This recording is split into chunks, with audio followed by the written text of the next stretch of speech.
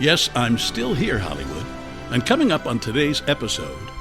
I was good friends with Harry Nilsson and still friendly with his wonderful wife, Una.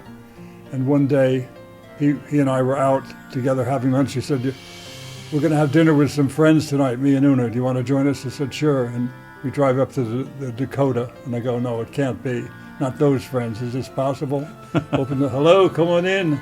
Yoko, look. I know you, don't I?" Dr. Victor Ehrlich on St. Elsewhere was the part that changed my life. Victor Ehrlich had one or two lines in the pilot, became one of the most popular characters on the show, was in all the episodes. I did very, very well. My plan was not so good. The plan the universe had for me was much better, and that's been the theme for my life. They had knives, didn't they? They did, yeah. We were stabbed. My friend Paul and I got stabbed. Career success in Hollywood is often measured in unusual ways. Some have Oscars and Emmys to show for their work, and some who have had career longevity have their arms, specifically when their credits are as long as their arm. Another small hint of making it in Hollywood is if you casually used to hang out with Marlon Brando. This is Still Here Hollywood. I'm Steve Kmetko. Join me with today's guest and man with credits that are several arms long, best known for his role on the groundbreaking St. Elsewhere, Ed Begley Jr. Hi, Ed. Steve. Thanks for coming in to talk to us today. I love sitting down with folks who have interesting lives, and you've certainly had a very interesting life. First of all, I'd like to ask you, your father was a well-known actor, won an Oscar, won a Tony. Did he have much influence on your seeking out this profession? No question. I think if my dad had been a plumber, I'd be fitting pipe right now. Really? Yeah, I just wanted to do what he did, and that's the big plus. Being born Ed Begley's son, I feel like I won the lottery. I didn't even buy a ticket. It's just the good fortune of birth. But then the minus that comes with that, he made it look so easy. I thought, well, I can do that. Get me a wagon train. Get me a Gunsmoke. I want to be on The Defenders. Get me a TV show. Not just one episode. I want to be a regular. Like that, like he could pick up the phone and do that, A, and B, if I got that, would I appreciate it? Or more importantly, know how to do it. I had no training, so consequently I went up for a bunch of different parts, not that many, a half dozen from age 10 till about age 17, and didn't get any of them for good reason. You know, it's not, the son of a plumber can't just go, I think you kind of fit the pipe together, you heat some of it up, I'm not sure, I'll figure it out on the truck. You know, it doesn't work like that. You have to train for something like that. And I finally started to get some small amount of training, and then I began to work. And looking back now, how have you enjoyed it, or have you enjoyed it? I've loved every minute of it. I felt very lucky. I didn't fully understand how lucky I was for a while. Early on, when I went to SAG for the first time with my first job on My Three Sons to sign up for SAG, I was going to have myself listed as James Begley because I didn't want to trade on my father's name, and and I'm different than him, and I don't want people to compare me. And I thought that way for a while, and I fortunately, after a few years, realized it's a big plus being Ed Begley's son. Number one, for any job interview you go for, in any line of work, they're going to, A, remember your name. You know, Ed Begley, Rob Reiner, Liza Minnelli, they're going to remember your name. And two, of equal importance, they're going to have something to talk about. It's going to put them at ease, too. I worked with your dad on the Philco Playhouse. We had a great time together on the show. We did, another couple of radio shows back in the day. Good luck. Top of page 8, Eddie. We're rooting for you. You know, that's the way it would go. So it was a big plus being born a son, and I fortunately finally realized that and embraced it, and things got a lot easier. You've also worked with a lot of big names in your career. Meryl Streep. Great Meryl Streep. Oh, boy. Oh, John Lennon. You knew John Lennon, or met him, or... Yeah. Encountered him a few times, met him a few times. I was good friends with Harry Nilsson and still friendly with his wonderful wife, Una.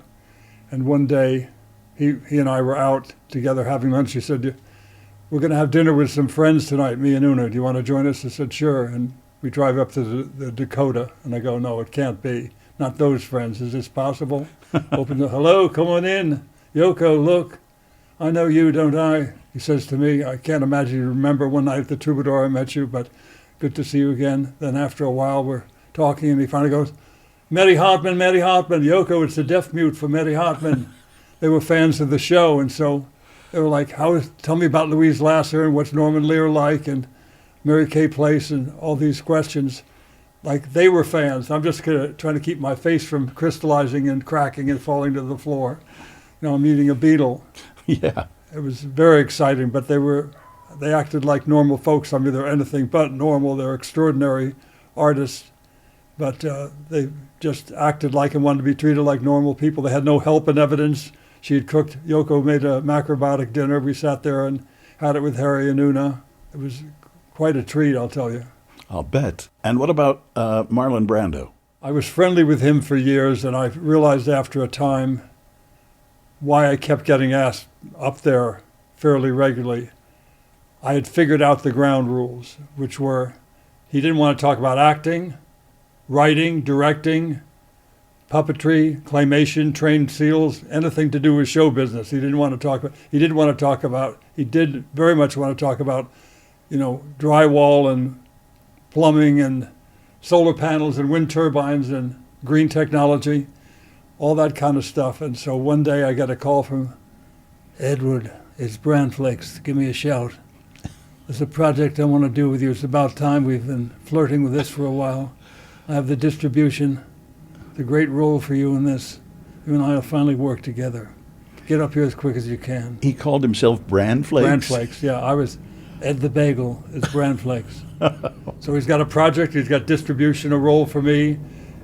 He wants to get started right away. They've got financing. I go up there. I race up there. I normally ride my bike, but this day I take my electric car because I don't want him to give Sean Penn the part. So I race up there, comes out from the bedroom. Do you know how many volts an electric eel puts out? Did you? I had a rough guesstimate, a few hundred volts. I was kind of close, but he said, what's the name of the town down the coast? Marlon, you got to help me. Give me more than that. Down the coast, you mean like below Santa Monica, you know, Marina del Rey, San Pedro, Long Beach, Huntington Beach, Seal Beach, you know. Looking at my watch. La Jolla, that's it. I'm going to get 75 of them. I'm going to put them in the pool. And do you know what a plecostomus is? Plecostomus, yes, I do. A friend had an aquarium. It's a sucker fish that eats the algae. Oh, yeah, your pool is filled with algae. Are they a tasty fish? No, for God's sake. It's for the electric eel to have a food source. What are you going to do with them? We're going to run every house in America on electric eels. You're going to what? He thought we were going to run. I said, Marlon, you're not going to be able to light a hobbyist light bulb at a science fair. It's just a quick zap for a second. It doesn't last. It's high voltage, but not a lot of current. There's nothing, you know, Ohm's law, you know, it's not going to amount to much. He just looked at me. Why is everything always no with you? But that's why I kept getting asked up, because I would say no when it was no, but it was something wonderful and positive, like the deep ocean water cooling he and Dr. Craven worked on, technology that's used to this day, where you can heat a resort, cool in the very hot weather.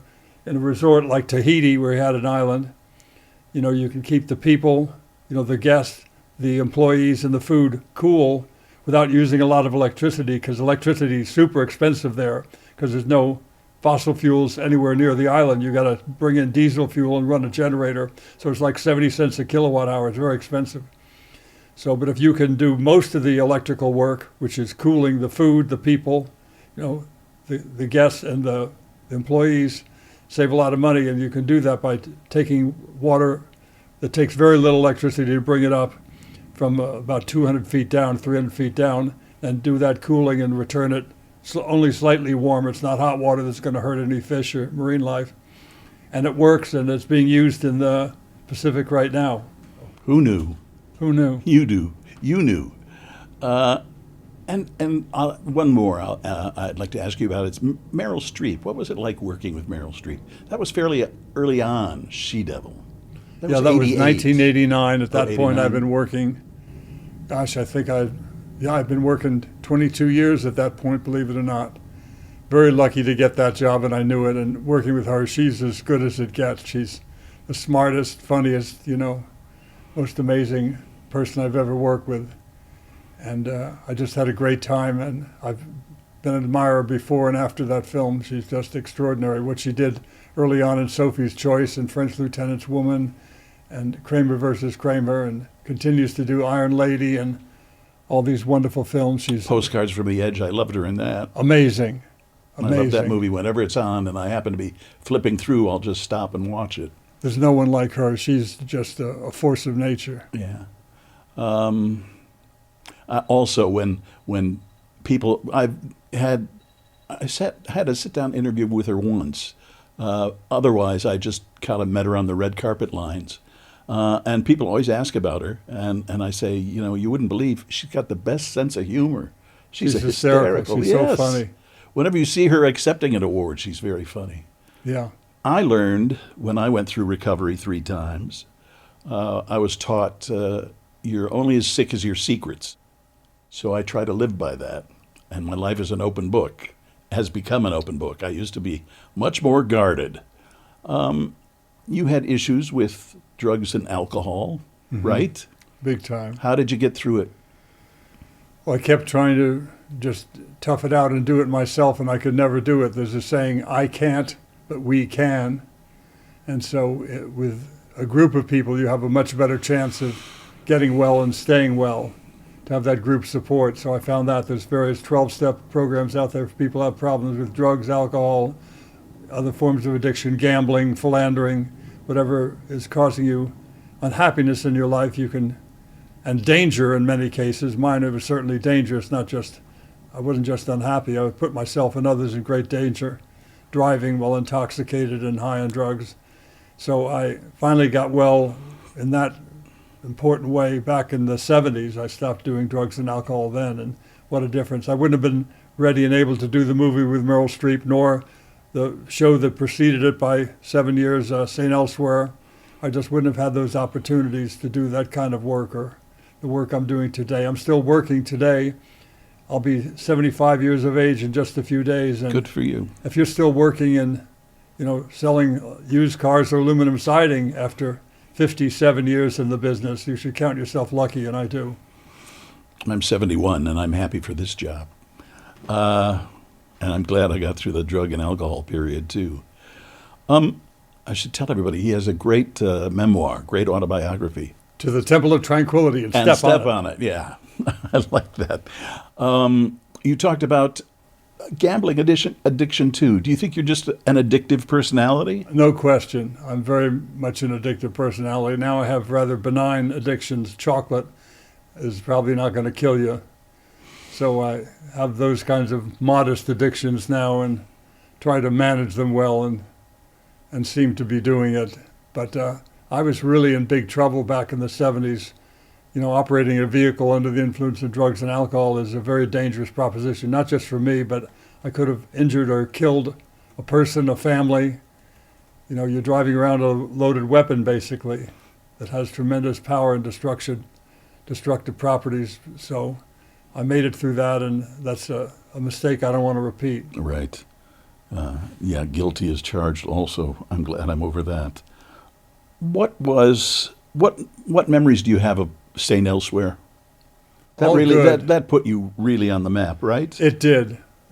Dr. Victor Ehrlich on St. Elsewhere was a part that changed my life, and Bruce Paltrow was a man that changed my life, along with Mark Tinker and John Macias and Josh Brand and John Falsey and Tom Fontana, the writers and producers from the beginning. It's just a small part that I had.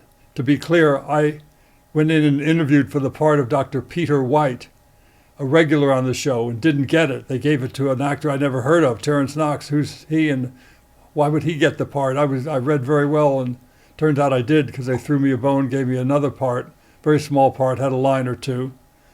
The part that I wanted and didn't get wound up getting killed midway through the second season, I think, shot in the genitals and then in the stomach, and killed because he was a hospital rapist, it turned out. Oh. That's the part I wanted. I didn't get that. I got the part of Victor Ehrlich, had 1 or 2 lines in the pilot, became one of the most popular characters on the show, was in all the episodes. So I did very, very well. My plan was not so good. The plan the universe had for me was much better, and that's been the theme for my life. What would you be doing if you weren't an actor?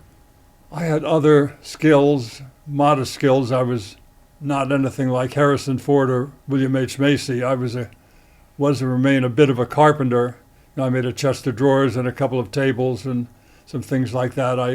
I can do certain things, but I probably could have done that. I also wanted to be a cameraman. I worked as a camera assistant in the late 60s and early 70s, and I thought that's the way my career was going to go and was happy for it. I was not like, oh, this is a horrible second choice. It was great, and I was making more money than anybody at Valley College that I knew. I was doing very well.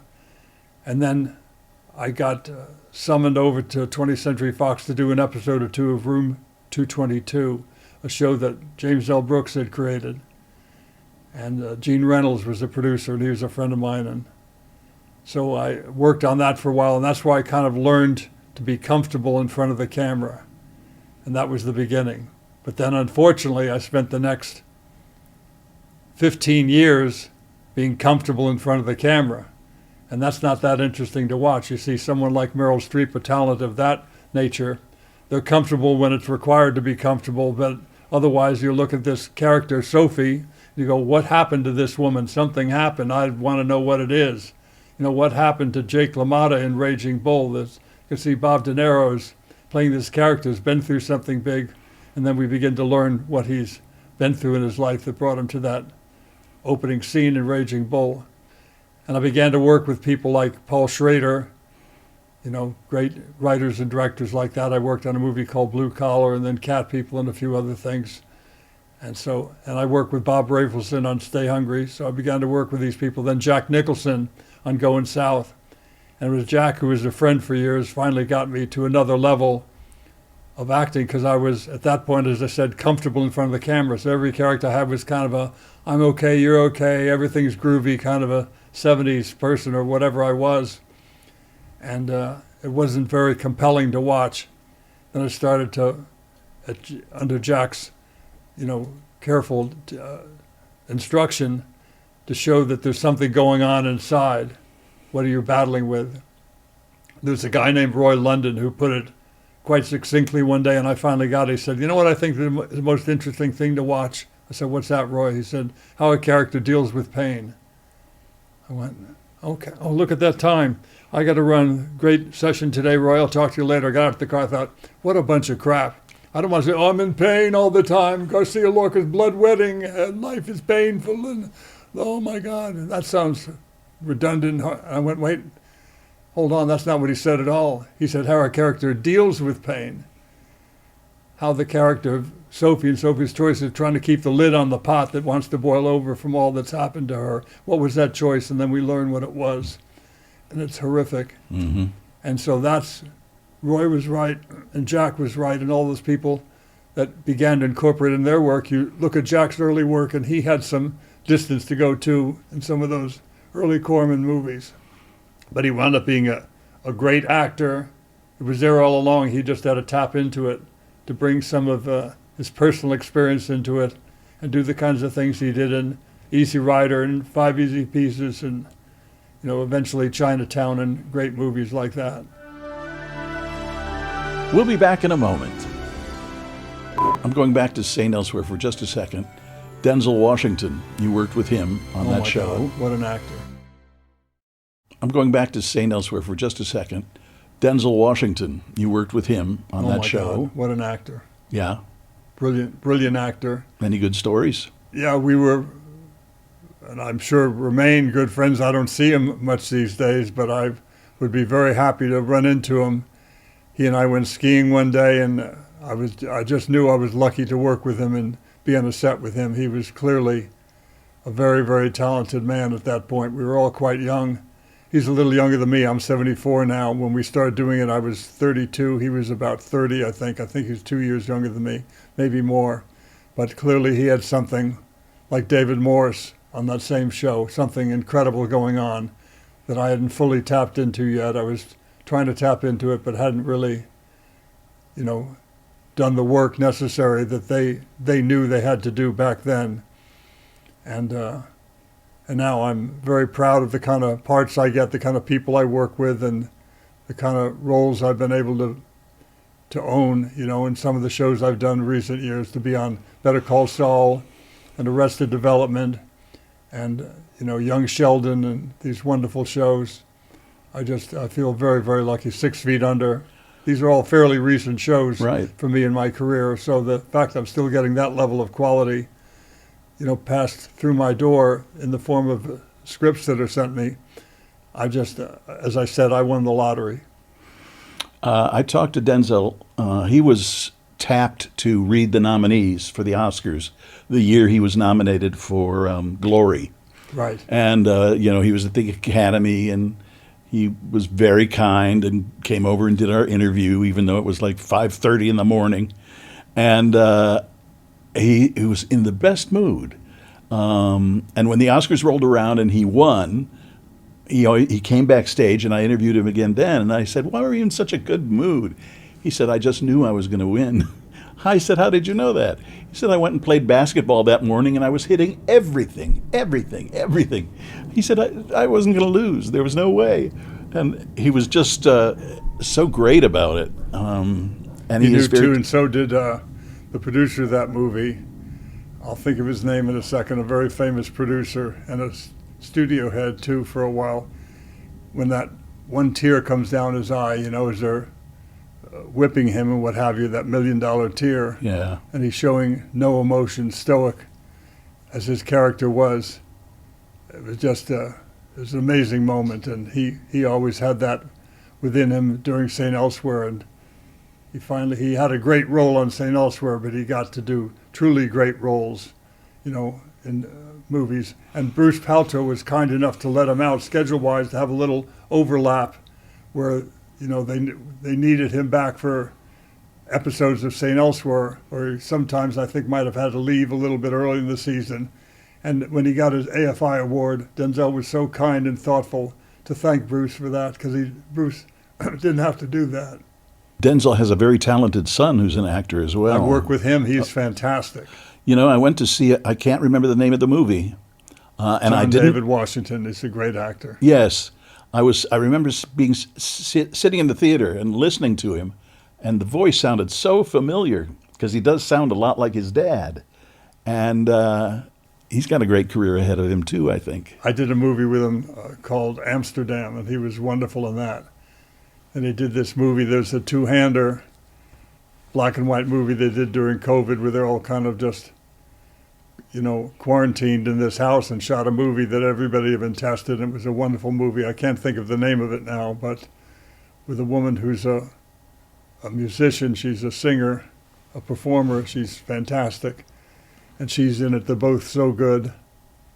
And Barry Levinson's son, I believe, wrote and directed it.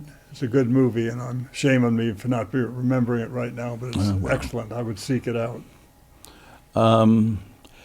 Let me talk to you a little bit about the activism. When did you become an activist? I started. And why did you become an activist? That's an easy one to answer. I started in 1970 because it was the first Earth Day. And why did I get involved? Because I grew up in L.A. If you grew up in Beirut or something, you might say, I'm going to work for the peace process in the Middle East, perhaps. If you grow up in L.A., you're going to go, I'm going to do something about this smog. About this brown air. Yeah, because I was born in 1949, so the 50s, 60s, 70s, horrible choking smog. You couldn't see from here down to Radford, the street that this building is on. And you couldn't see that distance, some days of the year. You couldn't see the mountains 200 days a year. The hills, the Hollywood Hills right near us, you couldn't see the hills up there. And so people would come to visit me in Van Nuys in the 50s, 60s, 70s, and they go, why do they call it a valley? Then I quickly understood the question, because you couldn't see the mountains either side, the Simi Hills of Santa Monica Mountains or Verdugo Hills. There's no hills available to be seen because of the smog, and it wasn't just visual blight, it seared your lungs. It really hurt to breathe. And so after 20 years of that, when they said they're going to clean up the air with Earth Day, I went, sign me up. I was out here on vacation once in the 70s and stopped to get gasoline. And the woman at the gas station, I said, I heard there were mountains out here. I didn't.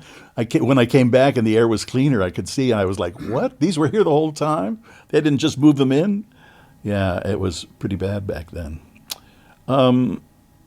Also, I read about your encounter with some thugs that put you in the hospital. Oh, yes, 1972 that was. I was waiting for a bus, and this, in a way, is tied into my gambling addiction. I was going down to Gardena to play cards, and I knew I could get down there by public transportation. I was big on that. But when I got to Western Imperial, the driver said, "End of the line." I said, no, I'm going down further on Western Avenue. He said, no, but you got to catch a Gardena bus system. It's a separate bus system, and that's why you can play poker there, because it's not Los Angeles, it's a separate city. Okay, I waited. It was broad daylight, 2 in the afternoon. I was with my friend Paul and waiting for the bus, and suddenly a crowd of kids came towards us with purpose, and we were just mowed down. And they didn't want money. I had money on me because I was going to gamble, but it was just it was unfortunate, kind of an angry mob that attacked us, but I made it through it. I didn't perish, obviously, and didn't have any permanent damage. I had a collapsed lung, and they can fix that sort of thing. It's just more painful to fix back then. They would literally, while you're awake, carve this hole in your chest and put it in a tube. I don't know why they couldn't put you out, but they couldn't. I guess they had to have your lung breathing Working, normally yeah. without any sedative to do that kind of work. But it was a very painful, emotionally and physically painful thing to undergo. They had knives, didn't they? They did, yeah. We were stabbed. My friend Paul and I got stabbed. And you still ride public transportation? I do, I know. You took it to the Oscars, didn't you? One do. year? Yeah, I've taken it several times. I've taken the subway to the Oscars more than once. You have to get out at a different stop, because the stop that you would normally get out is right in the middle of the red carpet. They have to close that stop so people aren't coming out confused or happy to be on the red carpet. So how does a tuxedo go over on the subway? Oh, fine. People, get it. Most people know that the Oscars are happening, so they go, wow, you're going to the Oscars on the subway? Let me take a picture. They're kind of fascinated by it. They think it's unusual. I suppose it is. I've ridden my bike to the Oscars a few times, too. That's another green way to get there. What are you working on now in terms of environmental activities? I'm always trying to get cleaner air for everybody. Even though we have 4 times the cars and millions more people in LA from 1970, we have a fraction of the smog where I live and where most people live. But there's still some areas like the ports of Long Beach and Los Angeles and near shipping centers, fulfillment centers. There's still a lot of pollution near freeway interchanges. So we want to get that air cleaned up for them as well. And that's a goal of mine. And cleaning up the water is another goal. We have these horrible oil spills that happen. We're trying to prevent those at every turn and get off fossil fuels as quickly as we can. It can't happen overnight, but it can happen most certainly can happen over time. And by so doing, make us more energy independent, and it's a cheap form of energy right now. Solar and wind has gotten very inexpensive, so it's good financially too. It's good in every way you can imagine. And as I said, even though we have 4 times cars, millions more people, we have a fraction of the smog, so we've proven that we can do it. And that's something I'm involved in, continue to be involved in with a Coalition for Clean Air and other fine groups like that, Union of Concerned Scientists, NRDC. They're all doing very good work with that. Did friends say, "Here comes Ed, put out your cigarettes"? They probably do. You talked earlier about the secret to acting was being able to hide your pain and things of that nature. You're hiding something right now. Well, not hiding, but you have Parkinson's. I do. How do you deal with that? I didn't know I had it for a while. I was in very good shape as a man in my 50s and what have you. So in 2004, these things started happening to me physically. I didn't know what they were. I went, well, I'll just keep riding my bike up to Mulholland and around Franklin Canyon Lake and try to stay in shape. I guess I'm just getting older. But there's more than that happening. And finally, 2016, I discovered that it was Parkinson's that was happening. And nowadays they can give you medication that keeps you from shaking. This is a good example of the way things can be with Parkinson's in 2024, and certainly in 2016 when I got diagnosed. It's 8 years later and it hasn't really gotten any worse. So I'm very lucky. I do everything that the neurologists say. Then also I do stuff for extra credit that my wife found that she has tried to get me to do to help, and she's had a very good success rate with it. Something called glutathione seems to help. Something called NAD seems to help. Hyperbaric chamber, oxygen-rich environment of the hyperbaric chamber seems to help. Vigorous exercise daily definitely helps. All those things that some of them I was doing already kept it from the disease from even being noticed by me, and some that my wife found over the years. You know, I'm doing very well for people who've had it 20 years. I'm head of the class in many cases. I can remember growing up, and there was a woman in my father's church who had severe Parkinson's, and she just, poor thing, couldn't be still for anything. That was like in the 60s. But you've had some contact with Michael J. Fox, haven't you? I have. He's doing wonderful work with it, wonderful funding, important research, you know, getting other people to help in and out of the medical profession. He's a great friend and a great leader. I just communicated with him about, you know, what needs to be done. So I'm standing by, ready to help whatever he thinks needs to be done, because he's been dealing with it for a lot longer than me. Where did that quality come from, where you want to help? Oh, that came from my dad. Now that I think about it, I had to think about it a second, and it relates to the smog and me getting involved in 1970. My dad died within a few days of the first Earth Day, and I got involved because of him, really. You know, he never used the word environmentalist, but he was one. We turned off the lights, turned off the water, we saved string, we saved tinfoil. He was the son of Irish immigrants. He lived through the Great Depression. And most importantly, when I would complain about the smog when he was still around, he'd say, "Eddie, I know what you're against. I'm against the smog too, but what are you for? What is your plan? What are you doing in a positive sense to make a difference? Otherwise, you're just complaining." So the activist part of me came from my dad, because he was always interested in doing things rather than just bitching about it. And I can thank him for that. It's a good trait, I think. Do you teach your own children that? Very much so. I don't think I needed to. I think it's the Stockholm Syndrome. They identify with their captors, and they've been very green their whole lives. What would you tell your younger self? I would tell my younger self to just relax and to be in this moment, this one, here it comes, right now. I read that book, Alan Watts' book, This Is It, in the 70s, and I finally started to put it into practice when I got sober at the end of the 70s. And I realize right now, having just reminded myself that this is it, this moment right now with you, seated in these chairs, is all there is. You know, you can live in the past, and that's fine, and project and plan for the future, but you don't want to spend too much time living in the past. You want to learn from your mistakes and live in the past in that way, but plan for the future, remember the past, but be in this moment again. Here it comes, this one right now. I have everything that I need if I let it be. That's one of my problems, living in the past. I think we all do that. What do you think of Elon Musk and his, contributions to electric cars? Yeah, I was a big fan years ago and bought one of his cars, but I think he's gotten a little off message in recent years.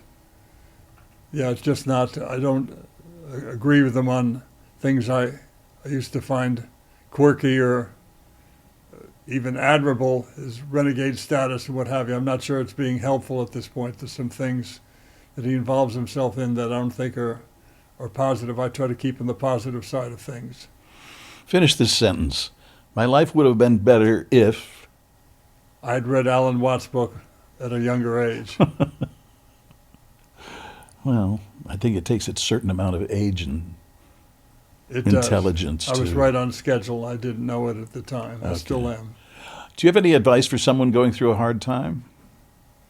Yeah, get help from your friends or a support group, whatever the problem is. There are people that want to take their lives, they're going through so much pain, and there's support groups and helplines for that sort of thing.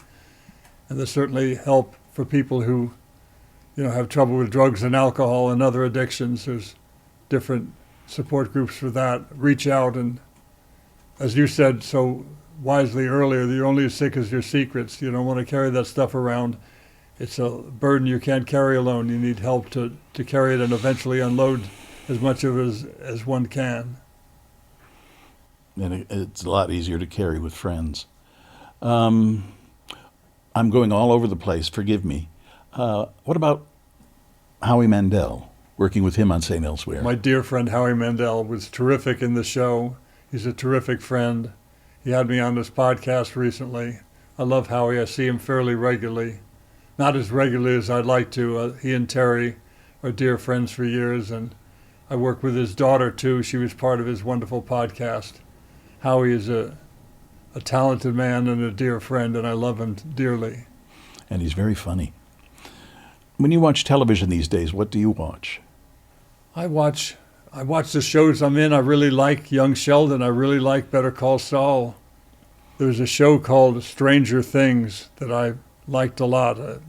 Most people, of course, liked it. It was a big hit. And I'm going to work with those fine folks, I think, soon. There's a project we've been in discussions about, but yeah, I'll talk about that more when and if that happens. But and we'll have you back. Sounds good. Okay. Who is your hero? My hero was at first my dad, and then my hero became this woman, Jeanette Pierre, that was our caregiver, my sister and I, when my mother passed away when I was 7. We were unsupervised some of the time, and we were headed in the wrong direction. This woman, Jeanette Pierre, came into our lives, and we were there for some key years, age 7 to age 12, and so those 5 years are very important for a young person. She was there. She was my hero. Now I have other great heroes. Jane Goodall is a dear friend, and she's definitely my hero. Cesar Chavez was a hero and dear friend of mine, as is Dolores Huerta, who co-founded the United Farm Workers with Cesar Chavez. Those are some heroes in my life today. Ed, thanks very much for coming in. I've really enjoyed talking to you. Thanks I was so looking much. forward to it for quite a while. Thank you so much for having me. I'm glad we were able to work it in. Me too, buddy. Thanks. Still Here Hollywood is a production of the Still Here Network. All things technical run by Justin Zangerle. Theme music by Brian Sanishin. And executive producer is Jim Lichtenstein.